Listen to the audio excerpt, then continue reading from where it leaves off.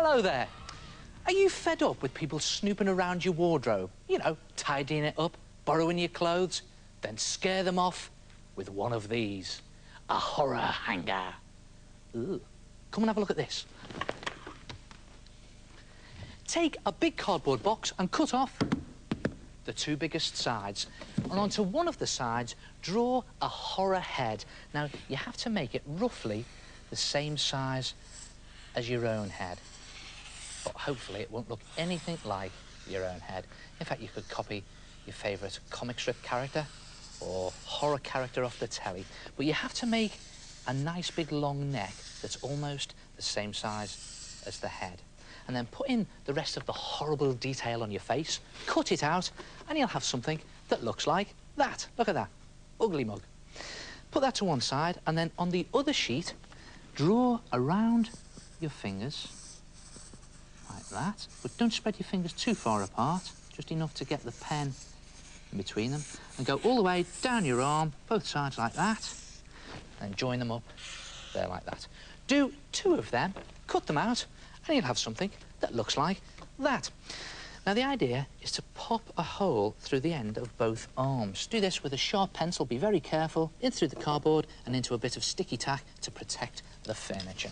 And then just place your cardboard hand down like that. Tear out some old magazine pictures, just pages from the old magazine, just twist them into a long, thin twist like that, and just place them down onto your hand, along the finger, and then along the arm, like that. Do all 5 fingers in the same way, again, with old pieces of magazine, and you'll have something that looks like that, and it's a gnarled old hand. Then mix some PVA glue with some water, 2 parts glue, 1 part water, and yes, you've seen me do this before, slop on the glue over your gnarled, twisted fingers, and then place the tissue paper or loo roll on the top, and just slop on another bit of PVA glue. And go over the whole of your hand, covering all the fingers, front and back, both hands, and when you've finished, leave it to dry, and you'll have something that looks like that. And look at this. The PVA glue and tissue paper have gone rock solid, and whatever you do, don't cover those 2 holes. Now, as for the face, what you need to do is build up these facial features into a sort of 3D relief. And the best way of doing this is just tear off clumps of tissue paper or loo roll, and with your fingers, can be a bit messy, but fun to do. Just dip it into your glue like that, shake off the excess, and just position it onto your cardboard and press it into shape. And as you're pressing it, the tissue paper sort of disintegrates into a pulp, and you can just get it into position. It doesn't matter if you go over your design, because the idea is to build up all these facial features with tissue paper, then cover the whole thing in 1 layer of tissue paper, front and back, and when you've finished, you will have something that looks like that. And as you can see, I've built up all the facial features into a 3D relief, and I've even put a 3D bolt through his neck. And just bring the hands back in, like that, and now it's time to paint them. And you can do this with poster paint or acrylic paint. It's always the good fun bit, this, isn't it?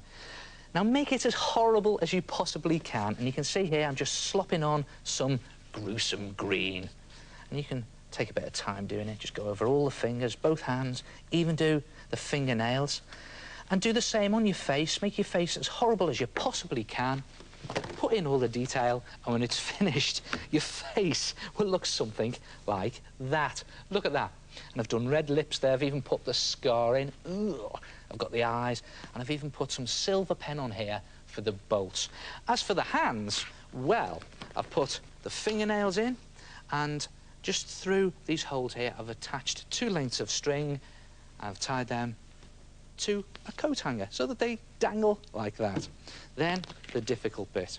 Take a sweatshirt or a T-shirt or an old pullover, and the idea is to just thread your horror hands down the sleeves and pop them out the other end. And there's one of them, like that. A perfect fit. And then the other one down the other sleeve, like this. It can be a little tricky to do. It's a bit like getting dressed in the dark using someone else's hands.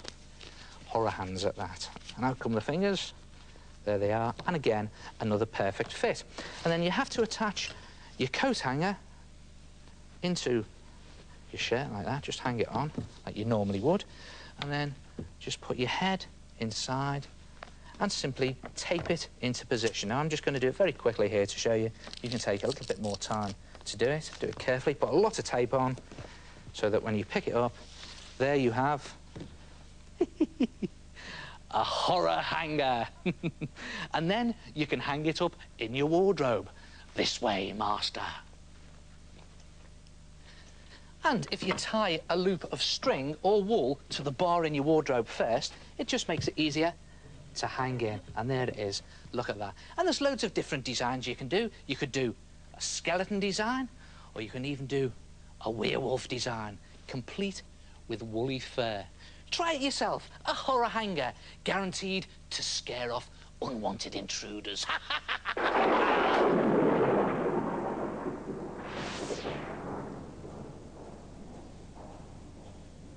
Hello.